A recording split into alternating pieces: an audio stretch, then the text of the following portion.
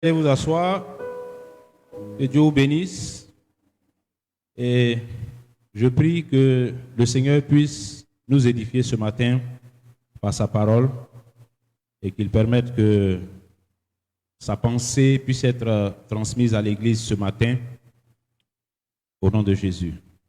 Amen. Nous sommes aujourd'hui le dimanche 20 novembre et il nous reste environ 5 semaines. 5 semaines avant de finir l'année. Donc aujourd'hui, on va parler un peu de la dernière ligne droite. La dernière ligne droite. Ça, c'est une expression chez les coureurs, ceux qui font la course à pied. Là. Vous voyez le stade, comment c'est là. Quand ils font tout le tour là, ça c'est 400 mètres de tour de piste. Et quand ils commencent, ils courent, ils font un virage. Ligne droite, un virage. Grande ligne droite, un virage, petite ligne droite, et puis dernier virage. C'est de là que vient l'expression le dernier virage. On est dans le dernier virage.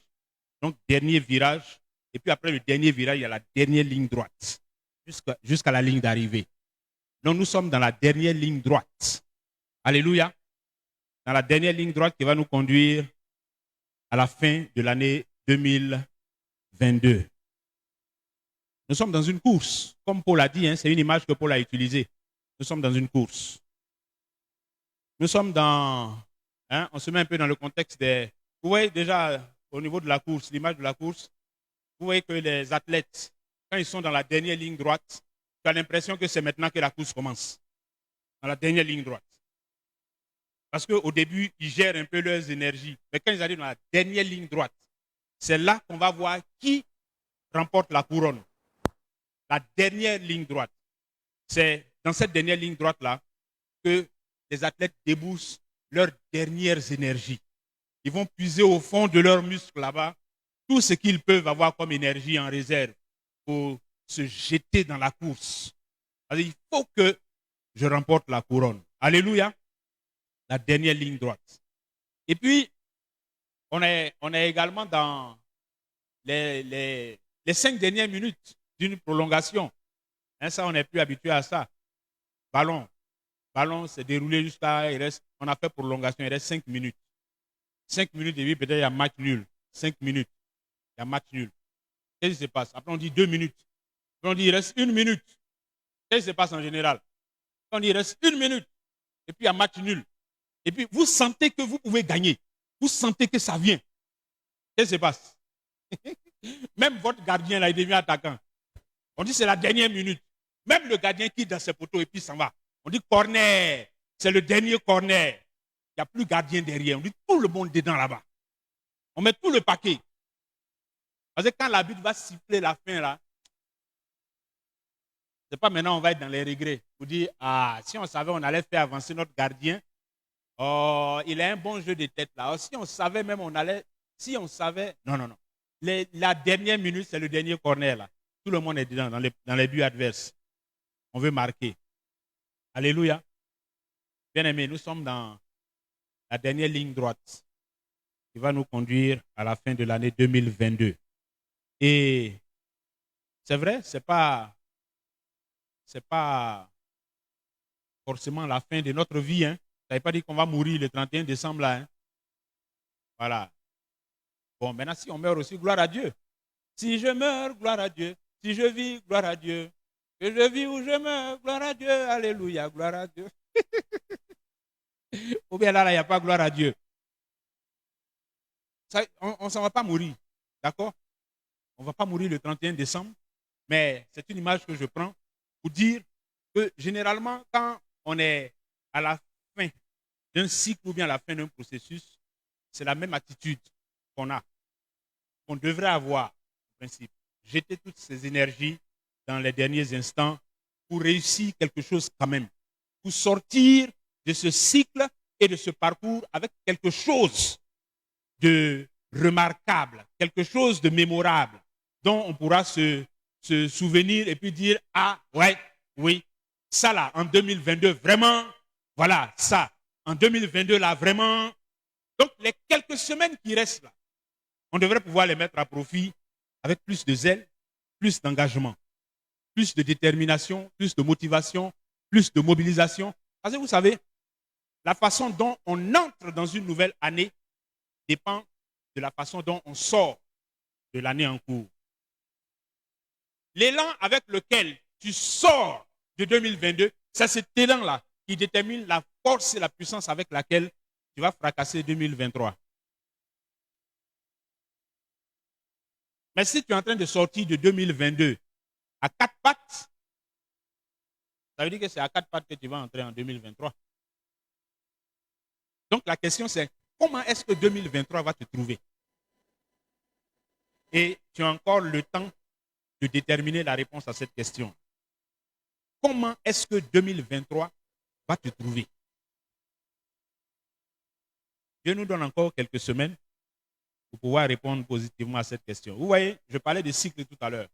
La vie de l'homme est inscrite dans des cycles. Notre vie, là, ça se déroule dans des cycles. Les cycles du temps, par exemple, on a quoi? Si je commence par les minutes, hein? On a les minutes. Où est l'aiguille de la montre? Ça fait un cycle. Les minutes. Quand les secondes la font un tour, ça fait une minute. Un cycle. Et puis l'aiguille des minutes aussi suit. Quand les minutes font, les aiguilles des minutes font un tour comme ça fait une heure. Et quand l'aiguille des heures là fait comme ça, comme ça, comme ça, tu vois combien de fois? 12 fois? Non, 24 fois. Ça fait 24 heures. Ça fait un jour. Donc c'est des cycles. Et puis tout ça, c'est les planètes. La Terre tourne sur elle-même, ça fait un jour. Elle tourne en même temps autour du Soleil, ça fait un an. Alléluia. Oui, ça fait un jour même.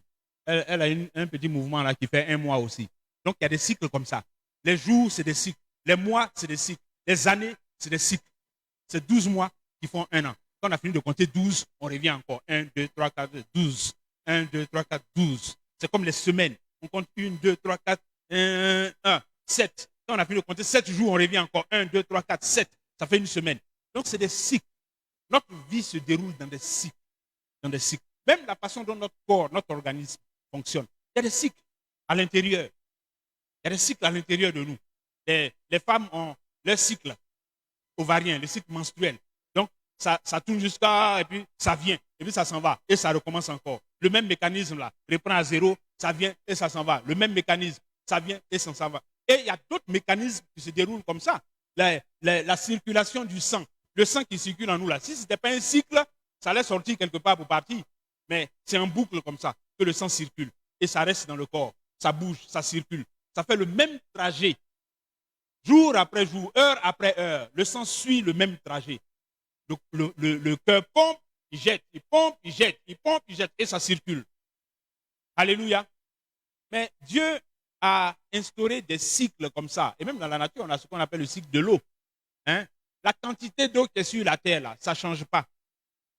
La même quantité d'eau qui est sur la terre depuis Dieu l'a créée, là, c'est elle qui est là. Pourquoi? Mais parce qu'elle est enfermée dans ce cycle-là. Peut-être ça va changer de lieu, ça va se déplacer. Mais c'est la même quantité d'eau qui est sur la terre. Ça vient sous forme de pluie, ça descend, ça s'infiltre, ça va dans la nappe. C'est ça, on puise pour boire, pour manger, pour se nourrir, etc.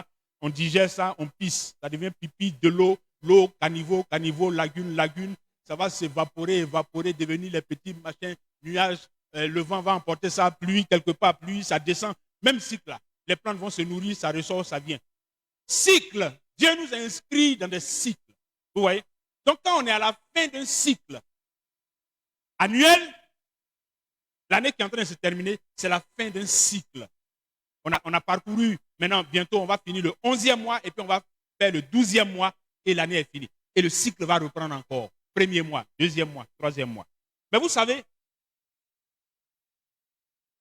le principe du cycle, c'est le principe du renouvellement. Le cycle arrive quelque part et puis ça reprend à zéro. C'est ça qui fait le cycle. Ça ne continue pas comme ça, comme une ligne droite. Ça fait ça, ça tourne et ça revient là où c'était déjà passé et ça revient. Donc c'est le renouvellement, le principe du cycle. Vous savez, les Écritures même nous disent en Lamentation 3, 22 à 23. Les bontés de l'Éternel ne sont pas épuisées, ses compassions ne sont pas à leur terme. Elles se renouvellent. Comment? Chaque matin. Vous voyez ce cycle-là de la journée. Les bontés de l'Éternel se renouvellent chaque matin. Le cycle reprend chaque matin. Dieu a été bon pendant toute la journée jusqu'à on allait se coucher. Et quand on se réveille avec la nouvelle journée qui commence, un nouveau cycle, les bontés de l'Éternel se renouvellent. Les bontés de l'Éternel se renouvellent. Le principe du cycle, c'est ça, c'est le renouvellement. Et Dieu fait en sorte que nous ayons toujours l'avantage de ce renouvellement-là. Que nous puissions nous rappeler que l'Éternel est toujours disponible pour nous. Parce que quand les cycles finissent et que ça reprend, Dieu est disposé à renouveler les grâces qu'il a pour nous. Il est disposé à renouveler les choses, à faire toutes choses nouvelles pour nous. Ce qui a été, ce qui n'a pas été, Dieu est disposé à renouveler. C'est ça la pensée et le principe qui est derrière le cycle. L'autre chose, c'est de comprendre aussi que toute chose a une fin. Toute chose avance résolument vers une fin. Tout ce qui est en train de se passer, même les cycles dans lesquels nous sommes, tout ça avance résolument vers une fin. Donc chaque fois qu'on entend le mot fin, fin du mois, fin de l'année, fin, fin, il faut que ça nous rappelle la grande fin qui arrive, la fin de toutes choses, la fin du monde, la fin des temps. Alléluia. C'est quand nous aurons passé cette dimension-là que nous entrons maintenant dans la dimension infinie, où il n'y a pas de fin, la vie éternelle. Mais pour le moment, nous sommes conditionnés par la fin de beaucoup de choses. Et quand Dieu a marqué un temps pour que ce temps-là soit le temps de la fin, bien aimé, ça veut dire que c'est une référence qui doit nous intéresser. Et donc, quand nous nous approchons de la fin d'une année, la pensée de ça doit nous habiter, la fin de l'année. Alors, quand je jette un regard rétrospectif en arrière et que je vois ce que l'année a été, ce que j'ai parcouru, la façon dont j'ai vécu, les choses que j'ai faites, les choses que je n'ai pas faites, je dois pouvoir jeter ce regard en arrière pour considérer mes voies et puis les regarder en fonction de la fin qui arrive. Parce que la fin de l'année 2022 arrive. Mais, tu vois, si tu ne fais pas cet exercice de réfléchir un peu à ce que 2022 a été et de mettre à profit les dernières semaines qui restent en 2022 pour améliorer ce qui peut être encore amélioré avec l'appui du Seigneur, bien aimé, tu es en train de créer les conditions, les mauvaises conditions pour 2023. Comment est-ce que toi-même, personnellement, tu es en train de gérer les dernières semaines de ton année 2022? Comment est-ce que tu es en train de gérer les dernières semaines? Est-ce que tu es déjà dans l'esprit de réfléchir et puis faire le point dans ta tête? Jusqu'où je suis parvenu là? Est-ce que j'ai été un bon frère pour mon frère dans l'église? Est-ce que j'ai été une bonne sœur pour ma sœur dans l'église? Est-ce que j'ai été un bon mari pour ma femme? Est-ce que j'ai été une bonne épouse pour mon mari? En tant qu'enfant, est-ce que j'ai été un bon enfant pour mes parents? Et en tant que parent, est-ce que j'ai été un bon parent pour mes enfants? Est-ce que j'ai été un bon employé pour mes employeurs? Est-ce que j'ai été un bon employeur pour mes travailleurs? Voilà les questions qui, en principe, devaient surgir présentement, 5 semaines avant la fin de l'année. Commencez à y réfléchir, à y penser, parce que c'est dans ces questions-là que nous faisons notre sondage personnel pour nous évaluer nous-mêmes. Comme Paul pouvait dire aux Corinthiens, sondez-vous vous-même, sondez-vous vous-même. Il y a un temps qui arrive où tu dois te sonder. Il y a un moment qui arrive où tu dois te sonder, où tu dois te poser des questions à toi-même. Mais les vraies questions, des questions honnêtes, des questions franches, des questions pointues, pour trouver des vraies réponses, des réponses sincères. Des réponses dont la qualité va déterminer comment tu avances jusqu'à la fin de l'année 2022. Est-ce que tu te poses ces questions? Est-ce que tu penses à ces questions-là? Est-ce que tu crois que ces questions-là sont importantes ou bien peu importe? De toute façon, l'année 2022 va finir et puis bon, on va voir comment on s'engage dans l'année 2023. Celui qui entre, celui qui sort d'un cycle, qui entre dans un autre cycle de cette façon, je dis, il y a de fortes probabilités que ce à quoi a ressemblé le cycle précédent sera la même chose qui va se répéter dans le cycle suivant. Les 12 années, les 12 mois qui arrivent. Alors, comment nous nous préparons à sortir de l'année 2022? Est-ce que nous sommes disposés, en toute humilité, à réfléchir à notre vie, à ce que nous avons été, et puis voir comment demander la grâce de Dieu pour que les choses qui ont besoin d'être améliorées et qui peuvent encore être améliorées, parce que Dieu donne toujours le temps. Dieu donne toujours le temps de devenir meilleur, de faire mieux qu'hier. C'est pour ça que Dieu nous maintient en vie. Parce que l'intérêt de la vie, ça serait quoi? Je dis, par exemple, quand on va faire 31 décembre et puis on se réjouit, ouais, alléluia, j'ai vu 2023, c'est pas ça qui est l'intérêt d'entrer dans un nouveau cycle. C'est pas de voir 2023 qui est l'intérêt. Sinon, ça sert à quoi? Je dis, le païen aussi, il est content parce qu'il a vu 2023. Donc moi, je dis, en quoi est-ce que c'est quelque chose de plus que j'ai vu 2023 ou que je ne l'ai pas vu? Est-ce que ceux qui ne vont pas voir 2023 là, ils sont plus mauvais ou bien plus malheureux que moi? Est-ce que je suis plus heureux que ceux qui ne vont pas voir 2023 parce que j'aurai l'occasion d'avoir vu 2023, youpi, donc je suis plus heureux? Est-ce que c'est ça? Est-ce que c'est ça? Et si c'est ça notre perception d'entrer dans une nouvelle année, sortir d'une année pour entrer dans une nouvelle année, ben je pense qu'il faut qu'on réfléchisse plus.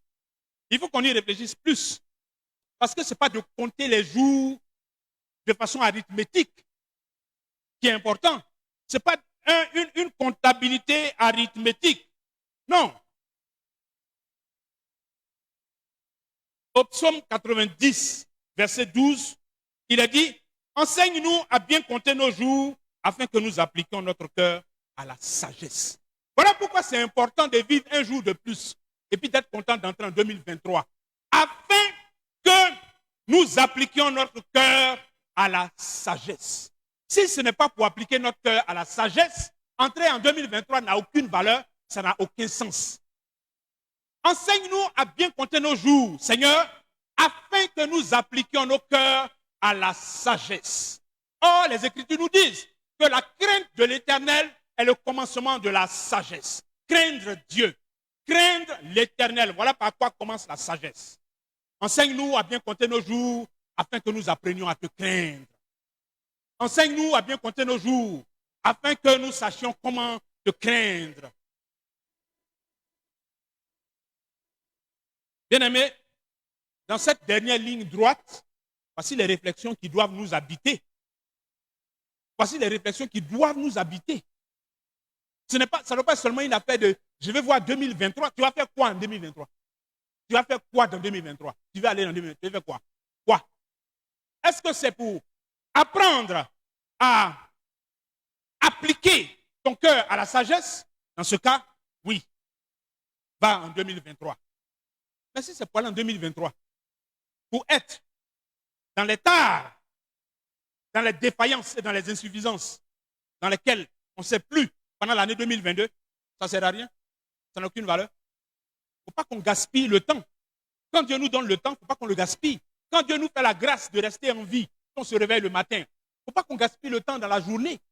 Quand Dieu nous fait la grâce de traverser 12 mois, et puis il y a 12 nouveaux mois qui arrivent, et puis il nous permet d'entrer dedans, il ne faut pas qu'on aille encore pour gaspiller les 12 nouveaux mois. Il faut qu'on les mette à profit pour apprendre à appliquer nos cœurs à la sagesse. Et la crainte de l'Éternel est le commencement de la sagesse.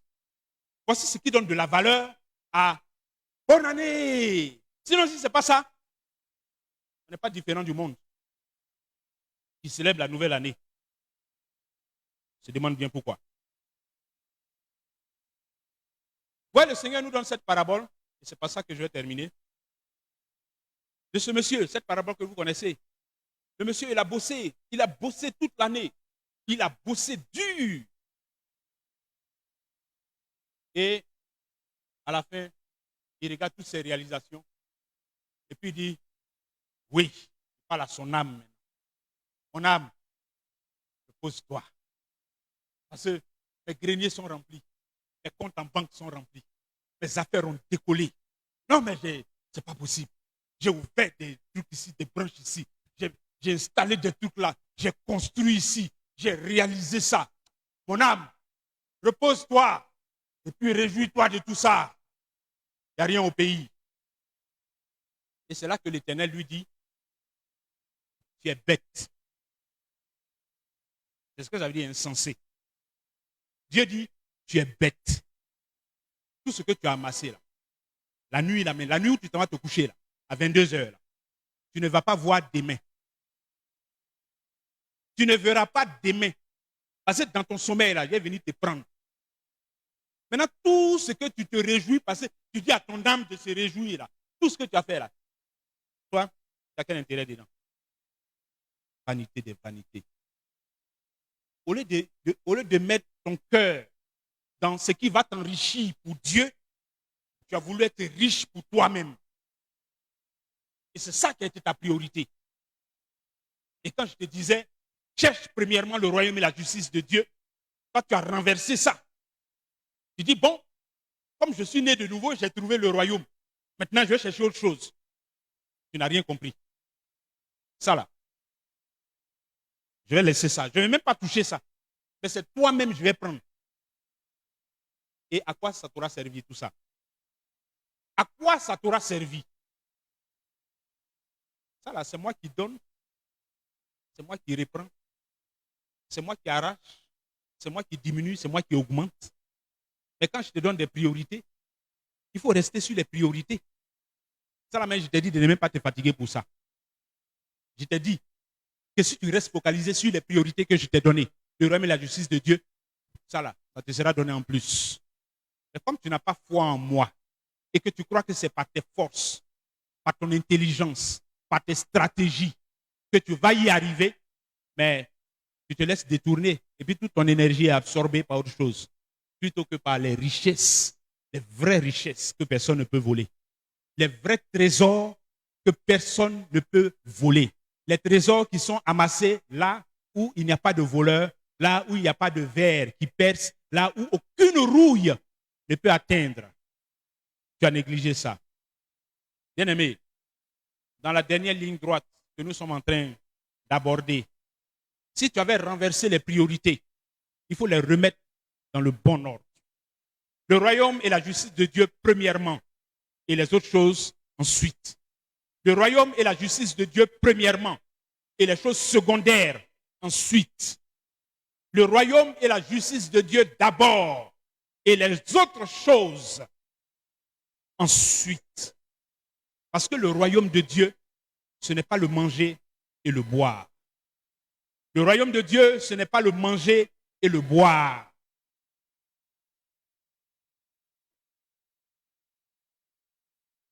Ce que les Écritures nous recommandent, bien-aimés, c'est que nous puissions garder dans notre esprit l'intérêt de Dieu, l'intérêt de notre Créateur, les choses qui intéressent le Créateur premièrement. C'est ça que nous devons garder à l'esprit. C'est ça les premières choses sur lesquelles nous devons nous focaliser. C'est autour de ça que notre vie doit être organisée d'abord, avant d'envisager d'autres projets, d'autres programmes, d'autres ambitions, d'autres choses, qui, somme toute, viennent de lui, ces autres choses-là. Quand il dit, vous seront donnés en plus, donnés par qui? Par lui. La dernière ligne droite dans laquelle nous sommes, bien aimés, est une ligne droite dans laquelle quand tu vas faire ton examen personnel, je veux t'encourager. Oui, il faut être reconnaissant au Seigneur pour ce qu'il fait, mais que ta joie vienne principalement des choses de l'esprit dans lesquelles tu auras évolué, dans lesquelles tu auras grandi, dans lesquelles tu auras mûri. Plus que dans les acquisitions matérielles que le Seigneur t'aura données. Que ta joie soit motivée premièrement et principalement. Et que ton examen soit porté premièrement et principalement sur les choses de l'esprit, les choses du royaume. Premièrement sur ça. Il faut t'examiner. Il faut revoir. Tu parcours ta vie, tu vois un peu, et puis tu vois qu'est-ce que ton zèle a été en tant qu'ouvrier, ouvrière dans sa maison, ou bien en tant que baptisé, tu as participé ou non à l'action ouvrière, ou bien, je ne sais pas moi, en tant que responsable, ou en tant que, je ne sais pas, en tant que disciple de Jésus, tout simplement même. Ton témoignage à l'église, en dehors de l'église, voilà les choses dans lesquelles il faut que tu prennes le temps de partir pour sonder, pour examiner, pour voir, et puis ressortir de là avec quelque chose d'honnête. Vraiment être honnête avec toi-même. Être honnête avec toi-même et puis voir ton bilan, te donner une note sérieuse et sincère. Et puis à partir de là, bien aimé, tu as encore le temps. Tu as encore le temps. Même si c'est 2, 3 choses seulement que tu as ciblées, que tu as identifiées, eh bien, tu as encore le temps. Tu as encore le temps. Nous avons encore quelques semaines pour finir l'année 2022. Je parle en termes de cycle, c'est pour ça que je dis, tu as encore le temps, on a quelques semaines, sinon le temps il continue, hein, continue. De 2022 à 2023, le temps il continue. Mais c'est cette pensée cyclique-là, on est à la fin d'un cycle, c'est bon de faire le bilan, de faire le point, parce qu'on est à la fin. Donc faire le point, faire le bilan et se préparer à se relancer, parce que l'Éternel renouvelle, ses bontés se renouvellent, se renouvellent. Donc Dieu est toujours disposé, il est disponible pour nous. Alléluia. Que Dieu vous bénisse. On va prier. Nous te bénissons, Seigneur. Nous te disons merci pour ta grâce. Merci de nous ouvrir les yeux sur la réalité de notre parcours avec toi, de notre marche avec toi. Maintenant que nous sommes à l'approche de la fin de ce cycle de 12 mois et que nous allons nous préparer à entrer dans un nouveau cycle de 12 autres mois, Seigneur, ce que nous te demandons, Père, c'est vraiment de nous donner de faire un examen honnête de notre marche avec toi. Un examen personnel, mais honnête et profond, qui nous permette, Seigneur, de nous disposer à recevoir de toi le renouvellement, là où nous avons besoin d'être renouvelés, là où nous avons besoin d'être renforcés, là où nous avons besoin d'être appuyés, d'être soutenus, Seigneur. Que nous puissions avoir cela clairement à l'esprit et que notre vie puisse être orientée dans cette direction par l'action du Saint-Esprit. Éternel, nous avons besoin de toi. Nous avons besoin de toi au quotidien. Nous avons besoin de toi dans notre vie de chaque jour, de chaque instant, dans les moindres détails de notre existence. Nous avons besoin de toi. Et en ces temps de fin d'année, éternel Dieu, nous avons besoin vraiment que tu nous apportes l'éclairage sur ce que nous avons été.